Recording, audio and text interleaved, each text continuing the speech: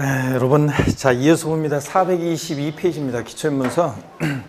양도의 개념 나오죠, 이번에. 그 양도속세, 양도라는 게 뭐냐. 요걸 좀 설명을 드리겠습니다. 여러분, 보시면, 양도속세는 양도할 때 부과되는 세금인데, 양도라는 것은 도대체 뭐냐. 그러면 양도속세, 양도는요, 한마디로 사실상, 유상, 이전입니다. 그래서 양도속세, 양도가 뭐냐고 누가 여러분한테 물어보시면 양도속세, 양도는 한마디로 뭐라고요? 사실상 유상 이전이다. 다 같이요. 양도속세, 양도가 뭐냐 물어보면 뭐라고 대답하신다? 사실상 유상 이전이다. 그래서 사실상 유상 이전, 이게 무슨 말이냐 그러면요. 보세요. 사실상 이전만 하면 돼요. 실질과세는 적용되기 때문에 역시 양도세는 역시 실질과세는 적용되니까 등기 등록과 무관하게 과세가 됩니다. 그래서 등기 등록과 무관하게 과세가 돼요. 양도세는 실질주의 역시 사실주의 과세하니까 등기되지 않아도, 등기 전까지 안 됐어도, 등록되지 않아도 과세가 됩니다. 그래서 시험에서 양도속세, 양도란 민법 등 관계법령 규정에 따른 등기를 이행한 경우에 하나한다. 그럼 틀려요. 등기를 이행하지 않았어도 사실상 이전만 하면 돼요. 잔금 받고 자 이전하면 양도로 봅니다. 그 다음에 사실상 이전해야지. 근데 형식적으로만 이전하는 형식적인 이전은 양도가 아닙니다. 사실상 이전해야지 형식적 이전은 양도가 아니다. 요 대표적인 예가 어떤 거냐면요. 양도 담보 목적으로 이전하는 거예요. 여러분들 민법에서 이제 양도 담보, 매도 담보 이런 것들을 배우게 될 건데 양도 담보 목적으로 이전하는 것은 형식적 이전으로서 요거 양도에 해당하지 않습니다. 결론이요.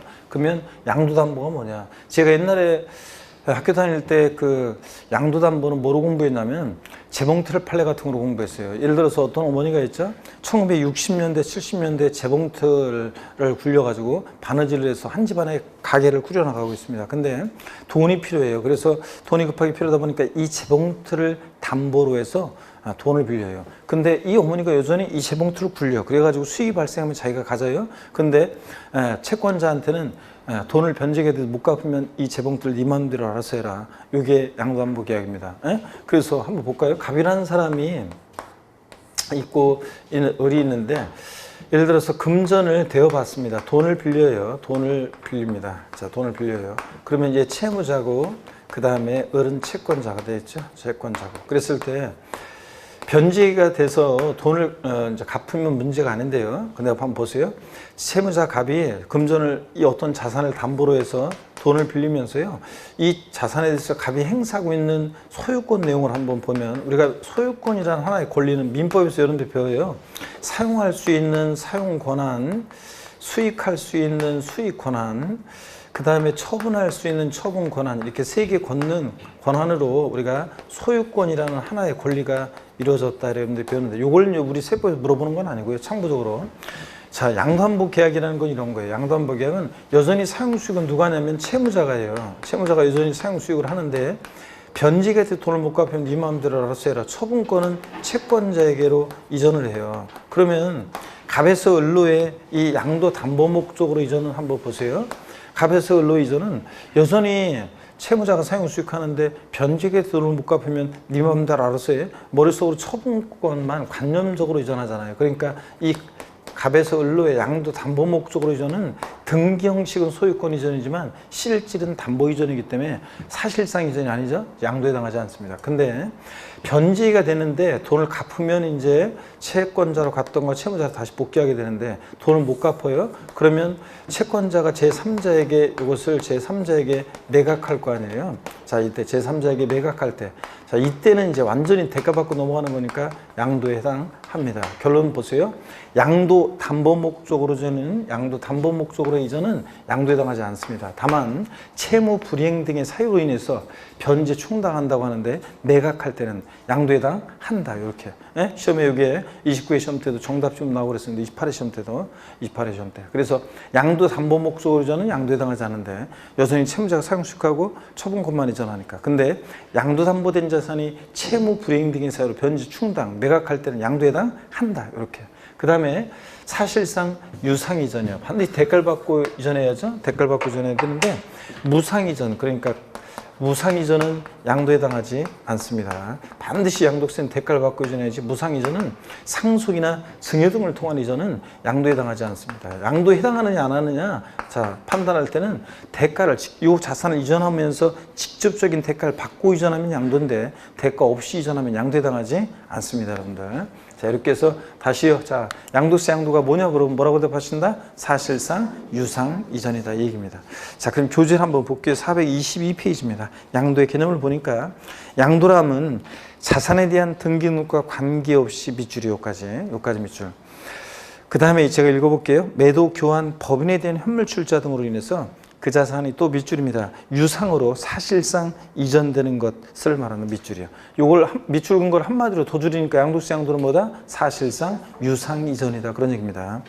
자, 양도로 보기한 조건은 다음과 같다 그래서 1번에 유상 이전이 된 경우 민법상 양도의 개념은 재산의 이전적 승계 가운데 의사에 기한 것을 가리키며 유상과 부상을 불문한다. 그러나 세법에서는 무상 이전의 경우에는 상속세나 증여세가 과세이기 때문에 소득세법에서는 자산의 이전 가운데 유상 이전만을 가리킨다. 그래서 반드시 사실상 대가를 받고 이전해야지 무상 이전은 양도가 아니고 사실상 이전 한번 봅니다. 이번에 양도란 그 자산에 대한 등기 등록과 관계없이 사실상 이전되는 것을 말한다. 그러니까 등기 등록을 이행한 경우에 한해서 양도를 본다 그러면 틀려요. 자, 그래서 제가 줘드린 대로만 기억하면 돼요. 양도세 양도는 사실상 유상 이전이다. 즉 등기등록과 무관하게 과세하고 사실상 이전해야지 형식적 이전은 양도가 아니고 반드시 대가를 받고 뭐 유상 이전해야지 무상 이전은 양도가 아니다. 이렇게 해서 29회 시험 때는 28회 시험 때는 정답 지문이 무상 이전은 양도에 해당하지 않는다는 거. 요거 알고 있는지 묻는 문제였습니다. 자, 423페이지 여러분 보시니까 양도의 보험입니다. 양도속세 양도로 보는 경우와 보지 않는 경우가 있어요. 양도 유형이 있는데 오늘은 뭐 자세한 걸 다 자세히 배울 수는 없고요. 그냥 대표적인 거 몇 가지만 한번 찍어서 한번 보도록 하겠습니다. 먼저 매매요. 자, 매매는 한번 보세요.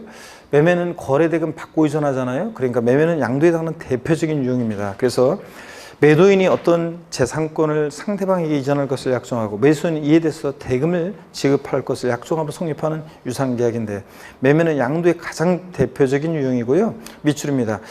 여기 공매, 경매도 포함한다 밑줄이에요. 공매나 경매도 공매대금, 경락대금 받고 이전하니까 사실상 유상이전이죠. 그래서 공매나 경매 경우에도 양도에 해당합니다. 어떤 주부 수강생이 저한테 아니요, 저희 그러면요, 저 쉬는 시간에 찾아오더니 수심이 가득한 얼굴로 저를 찾아와가지고 아니 그러면 제 얘기는 아니고요, 제 친구 얘기인데 좀 물어봐도 되나요? 예.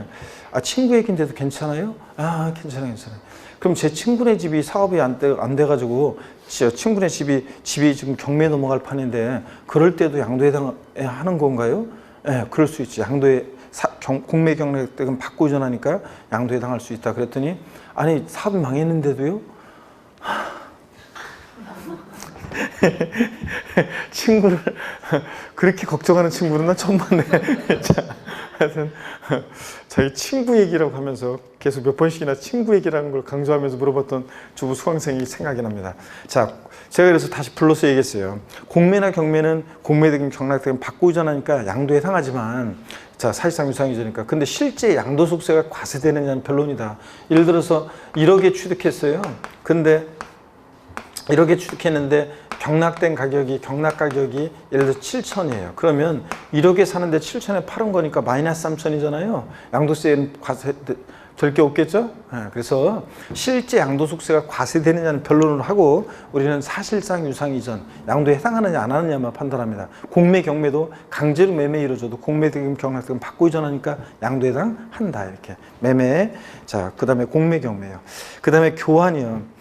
교환은요, 여러분 보세요. 교환은 이런 거예요. 갑소유의 A 건물, 그 다음에 갑소유의 A 건물, 을 소유의 B 토지를요, 동등가치로 우리가 취득세도 했었는데 이거 동등가치로 바꾼다 그러면 갑은 자신 소유의 A 건물을 을에게 사실상 이전하는데 대가를 받아야 되는데 을로부터 B 토지를 받고 갑의 A 건물을 이전하니까 갑의 A 건물은 사실상 유상 이전으로서 양도에 해당합니다. B 토지 받고 이전한 거니까. 을 입장에서 보면 자신의 B 토지를 갑에게 사실상 이전하는데 갑의 A 건물을 대가로 받고 이전하니까 역시 을의 B 토지 이전도 사실상 유상 이전으로서 양도에 해당합니다. 그래서 여러분 교환은 거래 양당사자 모두에게 양도소득세가 과세될 수 있다. 이게 특징입니다. 자, 거래 양당사자 모두에게 취득세도 부과될 수 있죠. 갑은 자신 소유의 A 건물을 을에게 대가로 주고 을로부터 B 토지를 유상승계 취득하고 을은 자신의 B 토지를 대가로 주고 갑의 A 건물을 유상승계 취득하고 그래서 교환은 거래 양당사 모두에게 취득세와 양도세가 과세될 수 있다. 이게 특징입니다, 여러분들. 그래서 매매, 교환, 공매, 경매 이런 것들. 법인의 현물출자까지만 오늘 볼게요. 법인의 현물출자 등록하는데 여러분 보세요. 갑이 있고 또 설립되는 설립회사가 있어요. 그러면 설립되는 회사가 있으면 갑은 출자자입니다. 그래서 설립되는 회사에 부동산으로 현물로 출자를 해요. 그럼 소유권 이전하죠. 대가를 받아야 되는데 무슨 대가를 받느냐. 자, 주식이나 출자 지분을 설립회사로부터 받잖아요. 그러니까 주식이나 출자 지분 받고 이전하니까 갑의 이 법인의 현물 출자도 양도해당합니다, 여러분. 자, 이렇게 해서 매매, 공매, 경매 포함해서 교환, 법인의 현물 출자 등등 양도해당합니다. 여러분들 민법에서 대물변제 배우고 오시면 제가 나중에 이제 대물변제 등등 이런 것들 다 소개해 드리겠습니다. 424페이지. 예. 조세 물납도 양도에 해당하는데요. 제가 재산세를 지자체에 내야 되는데 부동산으로 물납해요. 그러면 저의 부동산의 소유권이 지자체로 사실상 이전하고 대가를 받아야 되는데 무슨 대가를 받느냐? 부동산을 물납함으로 인해서 조세 채무를 면하게 되잖아요. 그죠? 조세 채무를 면한 대가를 받고 이전하니까 조세 물납도 양도에 해당합니다. 이런 것들. 부담보 증여가 뭔지는 나중에 배울 거고요. 자, 공용 수용이요. 수용도 양도에 해당하여. 토지 소유자 입장에서 보면 보세요. 토지 수용권자로부터 토지 수용 보상금을 받고 자신의 토지를 수용권자에게 사실상 이전하잖아요. 그죠? 그러니까 수용도 강제적으로 매매가 이루어져도 양도에 해당합니다, 여러분. 자, 어떤 수강생이 있었는데 수강생들 중에 보면 있죠. 키가 2m가 넘는 요번에 30회 시험 본 수강생 중에 저한테 배운 수강생 중에 종로에 제가 강의하는 곳이 한 군데 있는데 종로에 서울 이제 종각에 있는 어떤 학원에 이번 30회 공부한 친구 중에 있죠. 그 애가 키가 젊은 청춘인데 키가 2m 몇 센티라더라. 그래요. 그래가지고 내 그 친구가 있으면 그다가 수업 끝나고 이제 쉬는 시간에 있죠. 갈 때 걔가 서 있잖아요. 그럼 걔 옆을 피해 다녀야지 항상. 걔 옆에 있으면 저는 완전히 고목나무의 뱀이에요, 진짜. 완전히 그래가지고 걔 서 있으면 야 너 좀 또 떨어져라 그러면서 이렇게 그래요. 제가 시험 끝나고서 이제 그 카페 모임에도 이제 오고 그랬었는데 그래서 관악산도 같이 가고 그랬었는데 그때도 제가 야 너는 좀 내 옆에 좀 떨어져라. 내가 너 부담스럽다 그러면서 키가 2m가 넘으니까 그리고 걔는 호리호리해요. 또 호리호리한데 키가 2m 넘고. 근데 또 그 학원에 키가 또 여자인데 거의 80 넘고 거의 뭐 80이 넘는 또 여자가 있었는데 키가 또 엄청 크시고 그래가지고 걔도 제가 항상 그랬어요. 너 옆에 있으면 부담되니까 엘리베이터에서 그렇고 좀 떨어져 있어 우리.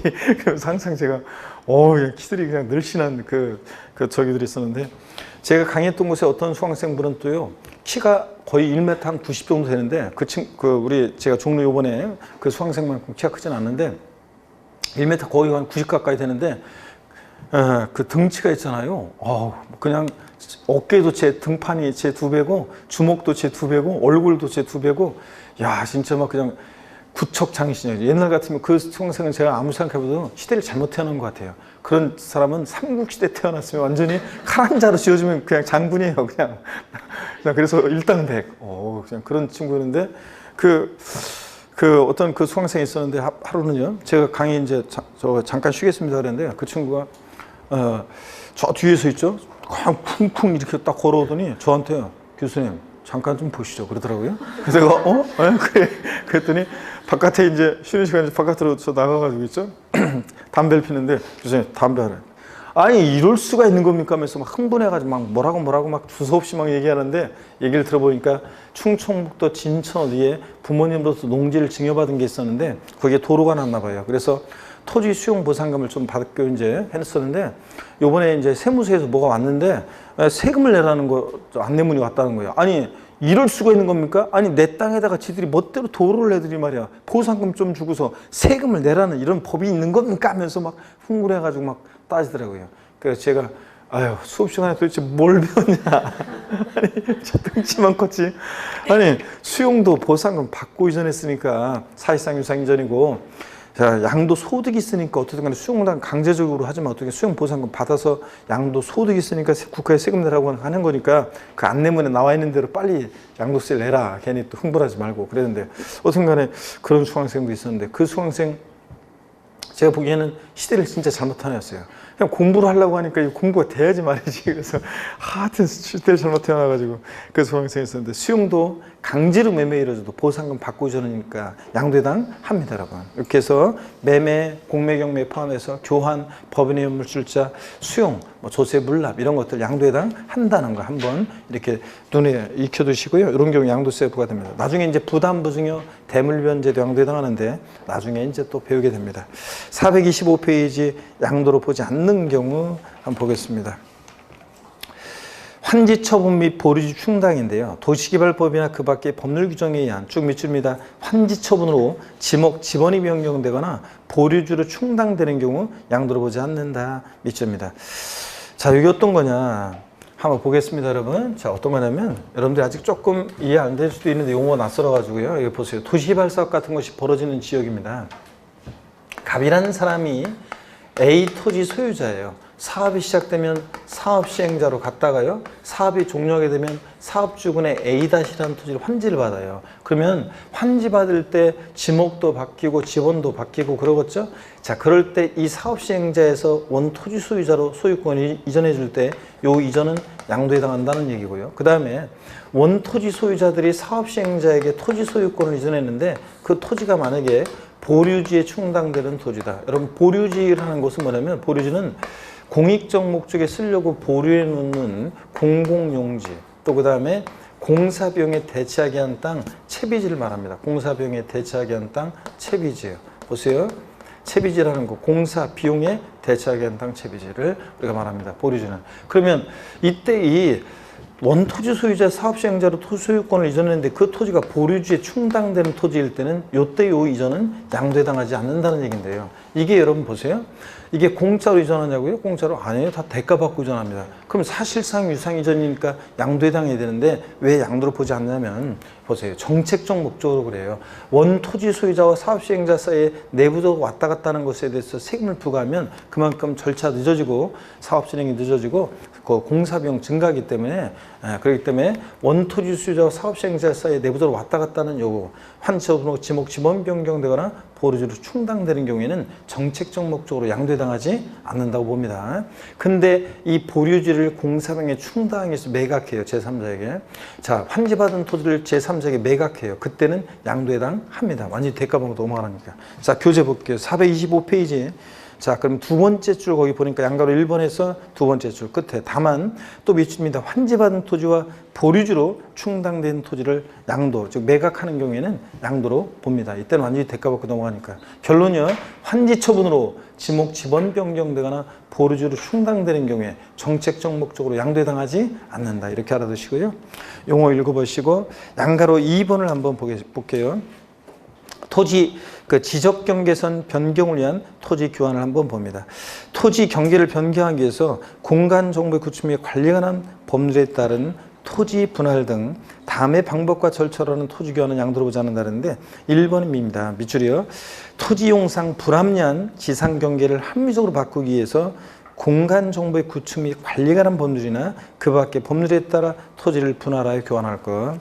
동그라미 2번이요. 또 밑줄입니다. 분할된 토지 전체 면적이 분할 전 전체 토지 면적의 100분의 20%를 초과하지 아니할 것 밑줄이요. 이게 어떤 거냐면 여러분 보세요. 예를 들어서 어떤 토지가 이렇게 있어요. 토지가 있는데 이 토지 경계가 이런 식으로 돼 있어요. 이쪽 토지 소유자는 갑이고 이쪽 토지 소유자는 을이에요. 근데 지적 경계가 지금 삐뚤삐뚤하잖아요. 그러니까 지적 경계를 이렇게 합리적으로 정하기로 합니다. 그럴 때 이쪽 토지 부분과 이쪽 토지 부분에 대해서 서로 갑과 을이 토지 교환이 이루어질 거 아니에요? 이때 이 토지 교환은 지적경계선 변경을 위한 토지 교환은 양도에 해당하지 않습니다. 다만 여기 잘 보세요. 이 분할된 토지 전체 면적이 분할 전 전체 토지 면적의 몇 프로예요? 20%를 초과하면 안 된다. 그러면 악용의 소지가 있기 때문에.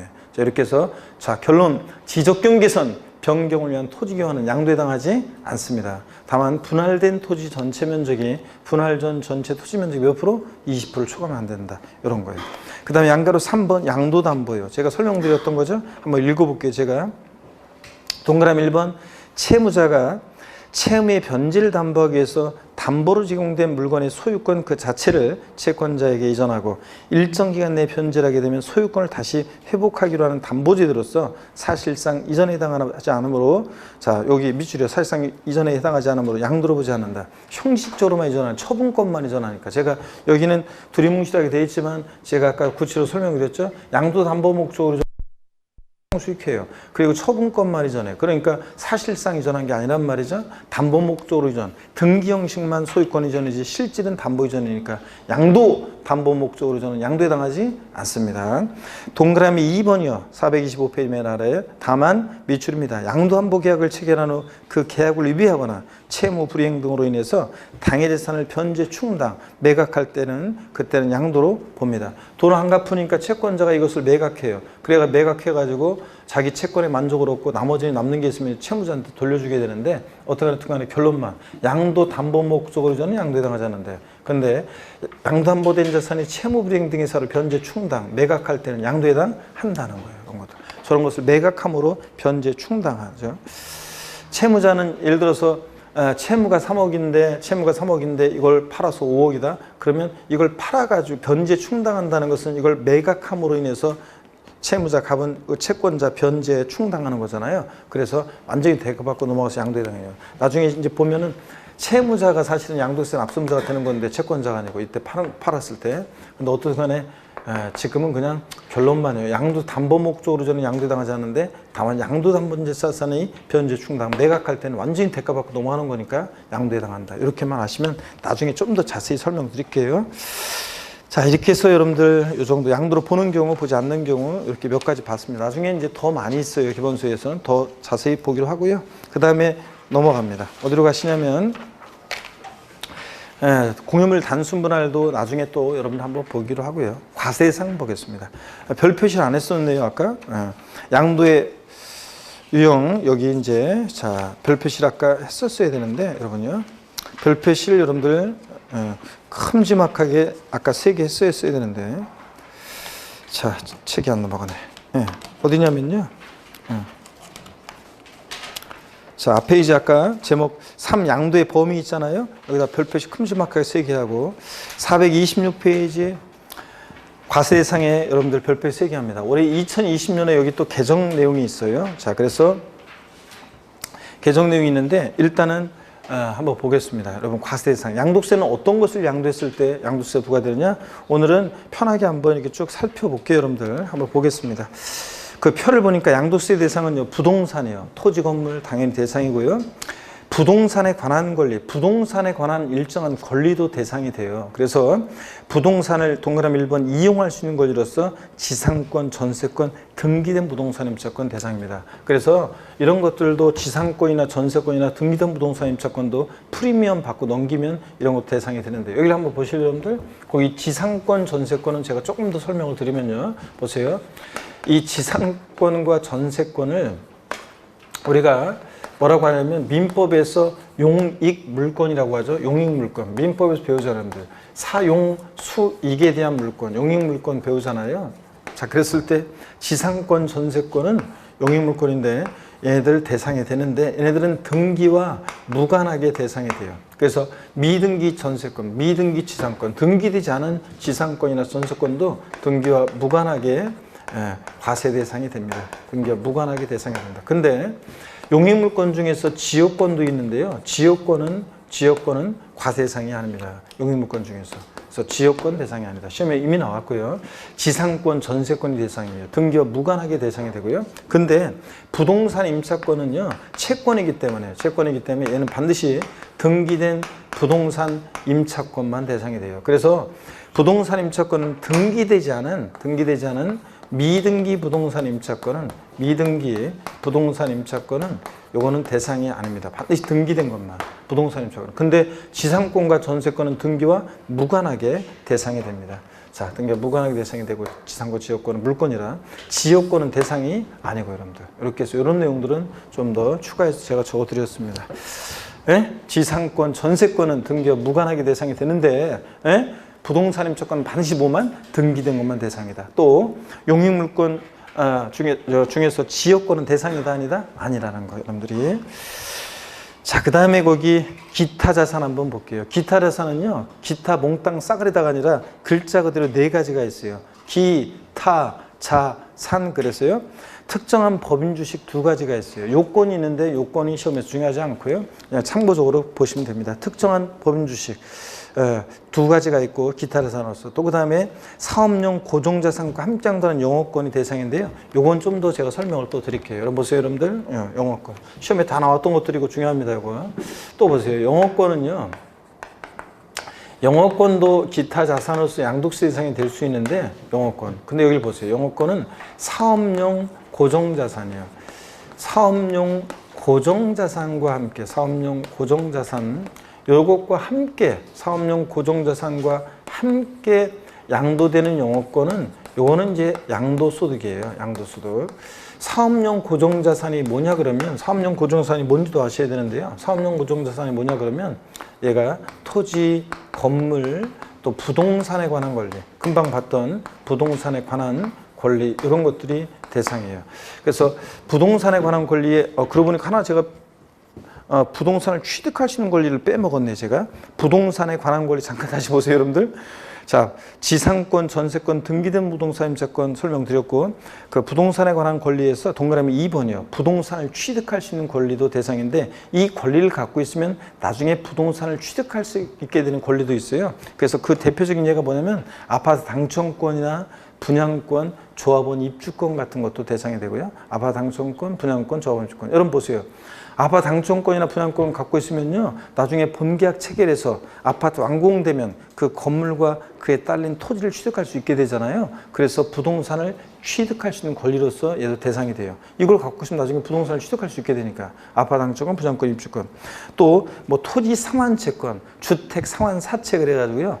이거는 나중에 토지로 바꿔줘요. 그러니까 부동산을 취득할 수 있는 권리가 돼요. 그래서 이런 것도 대상이 됩니다. 나중에 좀 더 자세히 그 예를 설명드리겠습니다. 그래서 부동산을 취득할 수 있는 권리, 아파트 당첨권, 분양권, 조합원 입주권 같은 것, 또 토지 상환채권 이런 것들 대상이 됩니다.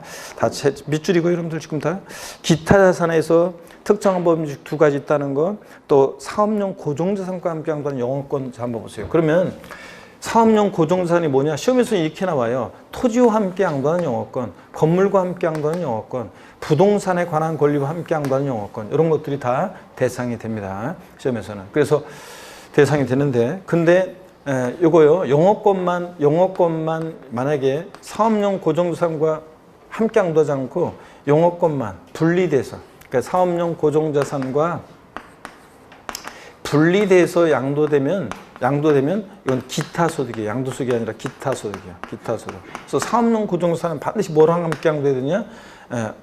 영업권 반드시 뭐랑 함께 양도해야 되냐? 사업용 고정자산과 함께 양도할 때 영업권만 대상이에요.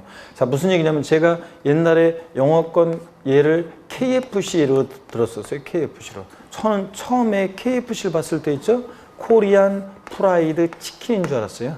아니 진짜로 그냥 그래가지고 KFC 보면서 K면 코리아지 뭐. 그래서 코리안 프라이드 치킨이구나. 나 혼자 생각하고서 한국 기업인 줄 알고 그런데 나중에 보니까 웬 할아버지가 앞에 있더라고요. 그래가지고 이상한데 자세히 봤더니 켄터키 프라이드 치킨이라고 해서 다국적 기업이었죠. 우리나라 토종 기업이 아니라. 그래가지고 제가 처음에는 KFC 영어권을 예를 들다가 지금은 어떤 토종 기업이 한국 기업을 예를 들었더니 갑질한다고 그래가지고 또 요즘은 그래가지고 그냥 진짜로 코리안 프라이드 KFC가 다국적 기업이 아니라 진짜로 코리안 치킨 있잖아요. 코리안 치킨. 예. 그 전문점이 있습니다. 광명 지역에서 영업할 수 있는 영업권을 갖고 있는 사람이 그 영업권만 양도하는 게 아니라 그 예를 들어서 매장 건물과 함께 뭐 임차권과 함께 만약에 그 영업권을 양도하잖아요. 그럴 때 그 영업권은 양도세 대상이 됩니다. 프리미엄 받고 그 영업권 넘기거나 그러면. 자, 그래서 사업용 고정상과 함께 양도해야지 분리돼서 양도되는 영업권은 이건 기타 소득입니다. 그래서 영업권도 이것도 시험에 여러 번 나왔습니다, 여러분들. 영업권은 반드시 뭐랑 함께 양도해야 한다? 사업용 고정자산. 사업용 고정자산이 뭐냐고요? 토지나 건물, 부동산에 관한 권리 이런 것과 함께 양도해야 한다. 부동산에 관한 권리는 뭐냐고요? 아까 위에서 지상권, 전세권, 등기된 부동산 임차권이라든가 아파트 항점권, 분양권, 입주권 같은 이런 것들과 함께 양도할 때 영업권만 대상이 된다. 아셨죠, 여러분? 요거. 그 다음에 동그라미 4번 특정시설물 이용이용권. 특정시설물 이용이용권 그러면요. 그 예 하나로 그냥 골프용권 같은 거예요. 골프용권이나 헬스클럽 이용권 같은 거. 자, 그 예로 여러분들이 특정시설물 이용이용권 그러면 골프용권이라든가 또 헬스클럽 회원권 같은 거라든가 콘도미니엄 회원권 같은 이런 것들을 말합니다. 명칭 불문하고 남보다 배타적 우월적 지위에서 시설물을 이용할 수 있는 이용권이나 회원권은 다 대상이 돼요. 그래서 골프 회원권 같은 이런 것들도 대상이 된다. 여러분 동네에 있는 헬스클럽 회원권 같은 거 대상이 되겠습니까? 예? 양도세 대상이 돼요? 안 돼요? 자, 여러분 나중에 이제 기본서 하면 좀 더 자세히 나왔지만 회원권은요. 요거 특정시설물 이용 회원권은 명칭 불문하고 이용권 회원권은 다 대상이 됩니다, 여러분. 그래서 여러분 동네는 헬스클럽 회원권도 대상이 돼요. 면적, 시설 이런 거 뭐 관계 없어요. 여러분 동네에 있는 헬스클럽 회원권은 거래가 안 된다는 것 뿐이지 대상이 됩니다. 여러분 동네 헬스클럽 회원권이 액면가가 예를 들어서 100만 원이라고 쳐요. 그걸 누가 사가지고 120만 원에 판다고 프리미엄 붙여서 팔면은 사는 사람이 있어요? 그걸 뭐라 그걸 사요? 프리미엄 받고 가격이 오를 이가 있겠어요? 떨어지면 떨어졌지 그게? 언제 망할지도 모르고 그러는데. 자, 그래서 그 주인 가서 말만 잘하면 주인이 또 깎아주는데, 그죠? 액면가부터 싸게 살 수도 있는데 할인해가지고. 근데 그걸 뭐라 프리미엄 주고 사요? 그러니까 거래가 안 된다는 것 뿐이지 명칭 불문하고 이용권, 회원권은 다 대상이 됩니다. 골프 회원권, 콘도미니엄 회원권, 헬스클럽 회원권 다 대상이 된다. 기타르산 이런 것들이 기타르산입니다. 4가지요. 이렇게. 그 다음에 주식 출자 지분이요 대상이 됩니다. 그래서 주권 상장법인 주식 중에서 대주주가 양도하거나 또는 증권시장을 통하지 않고 장외 거래할 땐 대상이 돼요. 요거 이제 나중에 또 좀 더 설명드릴게요. 오늘은 한번 눈으로 보면서 주권 비상장법인 주식은 무조건 대상이 되는데 대주주가 양도하든 소액주가 양도하든 근데 주권 상장법인 주식은 대주주가 양도하는 거나 또는 장외 거래, 증권시장을 통하지 않고 거래할 때만 대상이 돼요. 여러분은 소액주주죠? 여러분 주식 거래할 때 여러분 소액주주고 증권시장을 통해서 주식을 양도하니까 대상이 돼야 안 돼요? 안 되죠. 그래서 이런 것들 한번 보시고요. 그 다음에 금융상품이요. 파생상품은 일정한 금융상품이에요. 그래서 일정한 파생상품, 금융상품, 법에 정해진 파생상품은 또 대상이 되는 것이 있어요. 그래서 양도세 대상은 오늘 보니까 나는 부동산만 양도세 대상인 줄 알았더니 야 이런 것도 대상이구나 하면서 오늘 눈에 익혀둡니다. 토지 건물 당연히 대상이고 부동산에 관한 권리, 부동산 이용에 관한 권리로서 지상권, 전세권, 등기된 부동산 임차권. 자, 그 다음에 부동산을 취득할 수 있는 권리로서 아파트 상점권, 분양권, 조합원 입주권 같은 이런 거, 토지 상환채권, 뭐 주택 상환 사채 등등 대상이 되고요.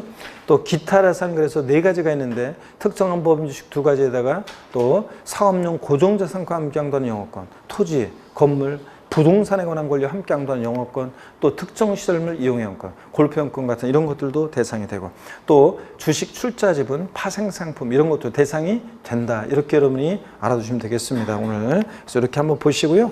됐습니다. 그리고 교재 427페이지에 특정 주식의 요건이 나왔는데 이런 거는 뭐 시험에서 이런 거 요건을 막 자세히 바꿔서 물어보거나 그러지 않습니다. 그러니까 됐고요. 참고적으로 보시는 거고.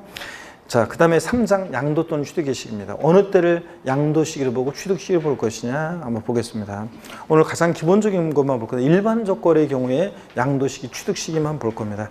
원칙 한번 볼게요, 여러분들. 양도 및 취득 시기. 아까 보유권 판정 때문에 중요하다고 그랬죠? 그렇잖아요. 고기 한번 드시고. 제가 겁나게 빠른 당 얘기해 드렸나요, 여러분한테? 겁나게 빠른 당 얘기 안 했어요? 네? 얘기 안 했구나. 여기서 전 제가 그 어떤 젊은 애가 스포츠카를 몰고 있죠. 룰루랄라 이렇게 드라이브를 즐기고 있는데 백미러를 보니까 있죠. 뭐가 뒤에서 엄청난 속도로 쫓아오고 있어요. 딱 보니까 쫙 앞질러 가는데 보니까 닭이에요, 닭. 겁나게 빠른 닭이 자기 차를 앞질러서 막 가는 거예요. 그래서 얘가 막 밟아가지고 쫙 닭을 막 쫓아갔어요. 그랬더니 어느 한적한 농가 근처에서 닭이 싹 사라졌어요. 그랬더니 갔더니 농가에 갔더니 어떤 할아버지가 일하고 계시더라고요. 그래서 할아버지 겁나게 빠른 닭 보셨어요? 그랬더니 할아버지가 무슨 일을 하고 계셔요. 할아버지 그 겁나게 빠른 닭 있잖아요. 그거 저한테 좀 파세요. 그랬더니 할아버지가 얼굴 한번 쓱 보고 또 일만 하세요. 아, 할아버지 저한테 좀 파세요, 닭을. 그랬더니 딱 보고 얼른 일만 하고 있어요. 아, 진짜 할아버지 얼마에 파시려고 그렇게 대답 안 하세요. 얼마 드리면 돼요, 할아버지. 그랬더니 또 일만 해요. 할아버지, 아, 진짜 얼마에 파시려고 하는 거예요, 도대체. 저한테 닭 좀 파세요. 그랬더니 할아버지가 딱 보면서 잡혀야 팔지. 겁나게 빠른다. 잡을 수가 없어요. 보겠습니다, 여러분들. 자, 양도 또는 취득의식입니다, 여러분들. 일반적 거래의 경우 양도 및 취득 시 보유기간 판정 때문에 중요한데, 보유기간은 당일에서 한 취득일로부터 양도일까지로 한다고 그랬죠. 그럼 보유기간에 따라서 판정을 위해서 양도 및 취득 시기 봅니다. 일반적 거래는 원칙 대금 청산일로 하는데, 양도 또는 취득의 시기는 밑줄입니다. 원칙적으로 해당 자산에 대금을 청산한 날로 한다. 이 대금을 청산한 날이라는 것은 뭐냐? 매매 계약서에 기재된 잔금 지급 약정에도 불구하고 실제로 잔금을 전부를 주고받은 날이에요. 그래서 대금 청산일 거기다가 여러분이 돼지꼬리 땡냐 해가지고요, 계약상 잔금 지급일 X해 놓으세요.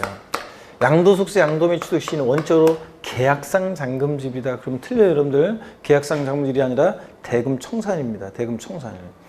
실제 잔금의 전부를 주고받은 날이에요. 취득세는 매매 같은 유상 승계 취득의 경우 취득시는 원칙 언제였냐? 취득세는 계약상 잔금일이에요. 여러분 다 까먹었겠지만 취득세는 매매 같은 유상 취득의 경우 언제부터 취득세를 60일 내 신고 납부하느냐? 계약상 잔금일이에요. 근데 계약상 잔금일이 명시가 안 됐다? 계약일로부터 60일 경과하는 날. 또 국가 등으로부터 취득하는 국수공판법 생각나세요? 국수공판법 같은 객관적인 취득은 어느 때다? 사실상 잔금질. 내가 분명히 한 것 같은데 안 했나요?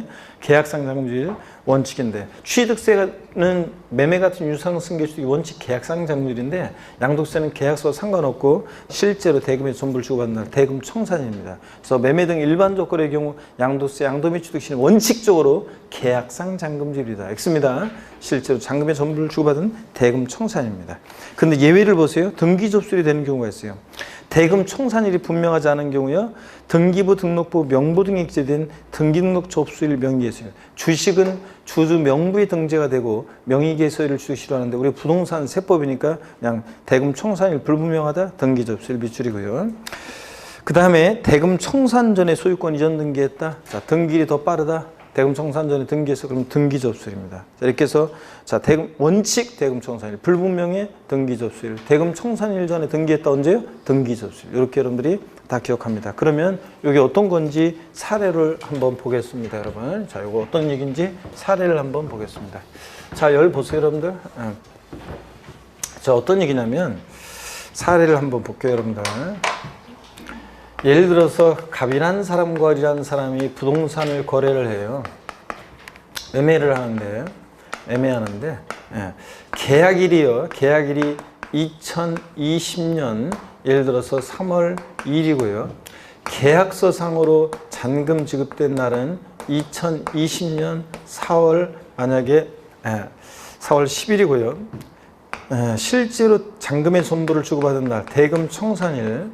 대금 청산일은 요거는 예를 들어서 대금 청산일은 만약에 2020년 4월 만약에 20일이고요. 그 다음에 등기 접수일, 을명의로 등기한 등기 접수일은 예를 들어서 이게 등기 접수일은 2020년 5월 25일이라고 하겠습니다, 여러분. 그랬을 때 을 입장에서 양도소득세상에 자, 취득 시기는 언제란 얘기예요? 양도소득세상의 취득 시기는 언제예요? 양도소득세상의 취득 시기는 언제란 얘기예요? 원칙이 언제예요? 원칙 매매가 된 일반적 거래는 원칙 언제라고요? 대금 청산일 4월 20일입니다. 그러면 갑 입장에서 양도소득세상의 양도 시기는 언제란 얘기예요? 양도 시기는 언제예요, 이 사례에서? 양도 시기는 언제? 취득 시기는 4월 20일입니다. 대금 청산일. 양도 시기는 언제? 갑 입장에서? 예? 왜 내 눈치만 봐, 여러분들? 자, 언제입니까? 4월 20일. 요 대금 청산일이에요, 여러분. 대금 청산한 날 4월 20일 날 갑과 을이 만났잖아요. 4월 20일 날 이날 갑은 양도한 날이고 판날이고 을은 이날이 뭐한 날이에요? 산날이고. 그래서 제목이 양도 또는 취득의 시기 이렇게 돼 있잖아요. 그래서 대금 청산일 날, 매매는 이 대금 청산일이 양도자는 양도한 날이고 사는 사람은 이날이 언제고? 취득 시기가 되는 거예요, 여러분들. 자, 이렇게 해서 같은 날입니다. 그러면 이번 또 이렇게 하겠습니다. 등기 접수일이 이번에는 5월 25일이 아니라 3월 25일로 하겠습니다. 양도소득세상의 취득시는 언제입니까? 원칙 대금 청산인데 대금 청산일 전에 등기하면 언제라고요? 등기 접수일이지 뭐, 등기 접수일.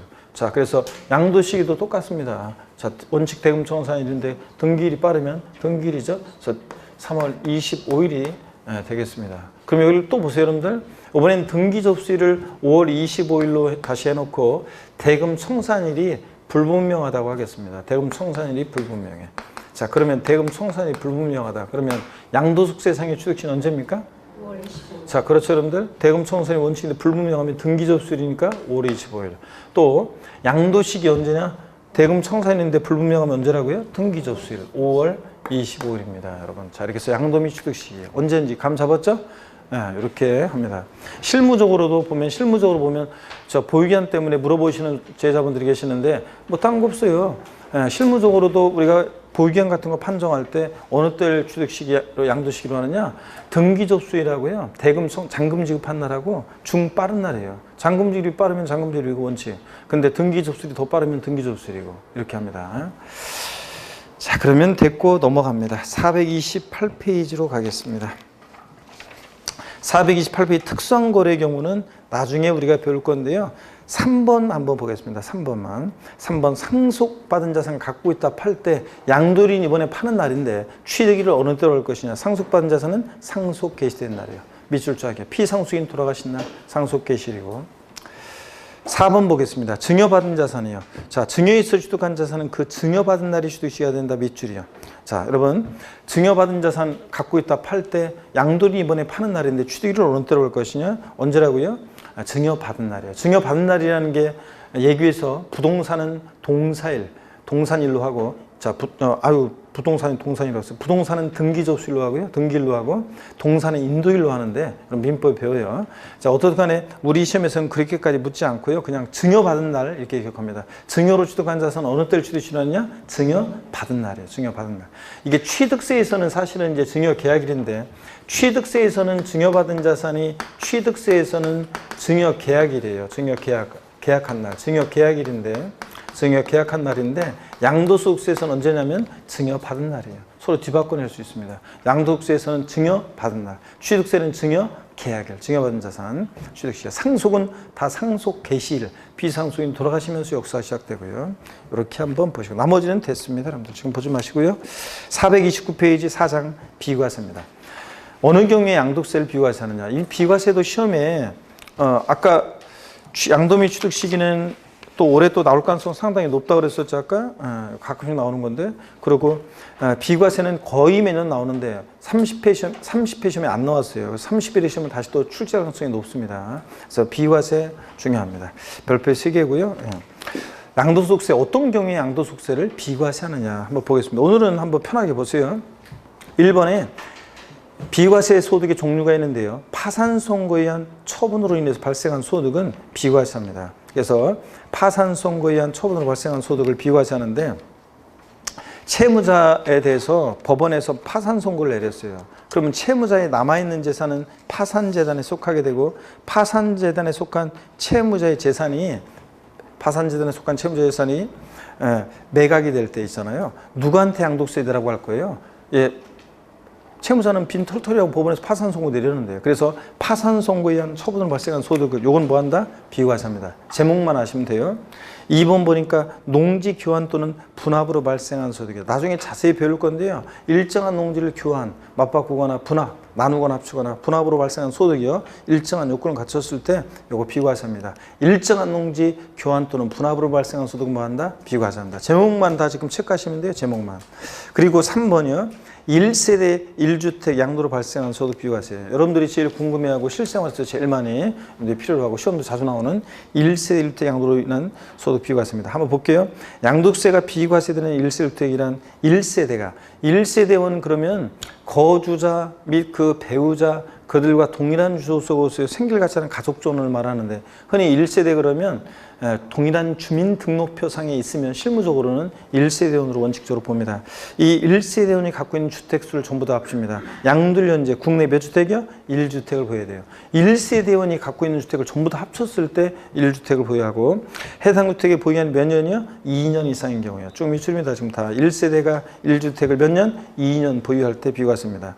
근데 다만 2017년 8월 3일 이후 취득분부터는 조정 대상 지역 내 주택이다 그러면 2년 이상 거주한다는 것도 밑줄짝이요. 그래서 조정 대상 지역 내 1세대 1주택 비과세 요건은요. 조정상 지역 내 주택이다. 2017년 8월 3일 이후에 취득한 주택일 때는 보유기간 2년 보유도 요건도 갖춰야 되지만 보유기간 중에 몇 년 거주돼야 돼? 2년 거주도 해야 돼요. 여러분. 자, 그래서 그럴 때 비과세 받을 수 있습니다. 이런 건 상식이고 여러분들 우리가 1세대가 1주택을 몇 년 보유한다? 2년 보유.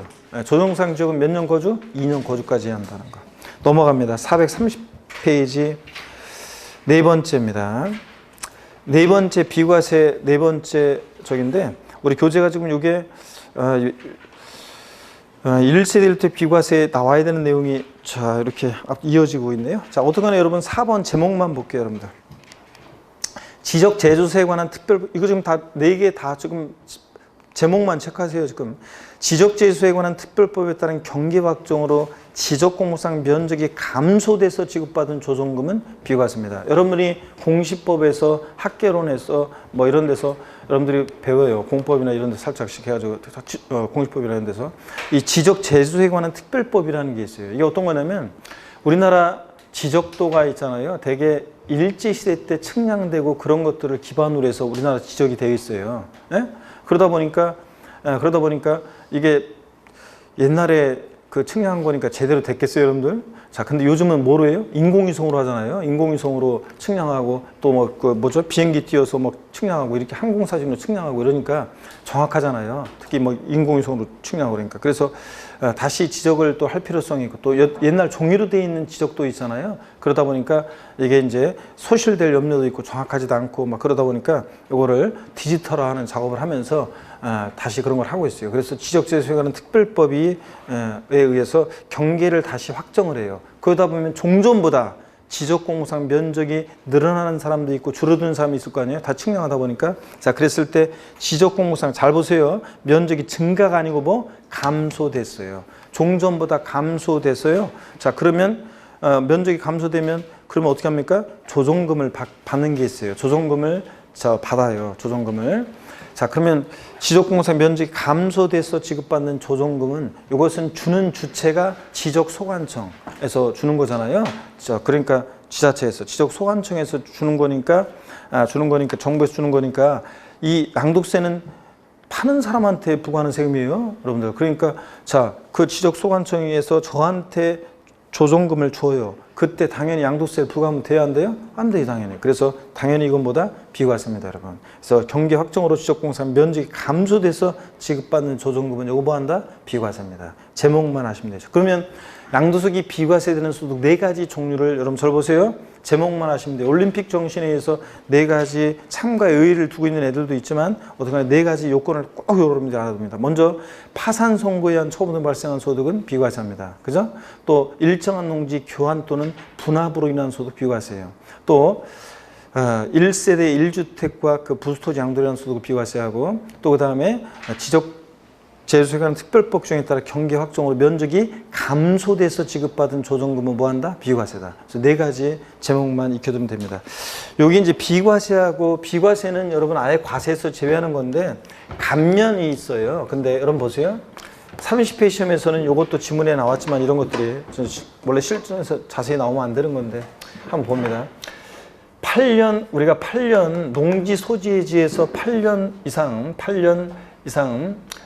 제촌 농지 소지지에 8년 이상을 제촌 거주하면서 작용한 농지 있죠? 8년 제촌 작용 농지에 대한 양도소득 있죠? 양도소득하고 하고 그 다음에 소득과 그 다음에 일정한 농지, 법령이 정하는 일정한 농지 대토로 인한 소득 있죠? 농지 대토로 인한 소득. 요것은 양도소득은 요것은 얘네들은 뭐 하냐면 요거는 감면소득이에요. 감면. 깎아주거나 면제하거나 감면소득이지 비과세가 아니에요. 그래서 다음 중 양도세가 소득세법상 비과세 소득이다. 틀린 거. 그러면 이 네 가지 비과세 소득에다가 여기다가 이제 이런 것 하나 집어넣고 물어볼 수 있습니다. 이런 것들은 비과세 소득이 아니라 뭐라고요? 감면소득입니다. 그래서 올해 2019년도에 이것도 사실 나올 만한 거였는데 안 나왔기 때문에 지적재소에 관한 특별법 중에 따라 경계 확정으로 지적공상 면적이 감소돼서 지급받은 조정금이 있죠. 이게 이제 요게 2019년에 신설된 거예요. 종전까지는 3가지였다가 여기 하나가 더 추가됐어요. 그럼 문제 내기 딱 좋아요, 안 좋아요? 좋잖아요. 그래서 여기다가 이제 비과세 소득이다 틀린 거. 그러면 이런 것들 집어넣고 물어볼 수 있습니다. 이런 것들은 비과세 소득이 아니라 보다 감면 소득이다. 이런 게 요 정도. 이렇게 아시면 되고. 그 다음에 나머지 거기 1세대 1주택 비과세에 관한 요건이 쭉 나오는 건데요. 요거는 신경 쓰지 마시고 여러분들이 지금은 나중에 볼 거예요. 나중에 차세요 우리가. 지금은 넘어갑니다. 어디로 가시냐면 쭉 넘어가서 435페이지 있죠? 435페이지 5장 계산 구조입니다. 양도소득세 있잖아요. 계산하는 계산 구조예요. 오늘은 뭐 자세하게 우리가 배우기는 좀 그렇지만 오늘 수업을 좀 늦게까지 할게요. 한 타임 더 하던가 이렇게 해가지고 조금 늦게까지.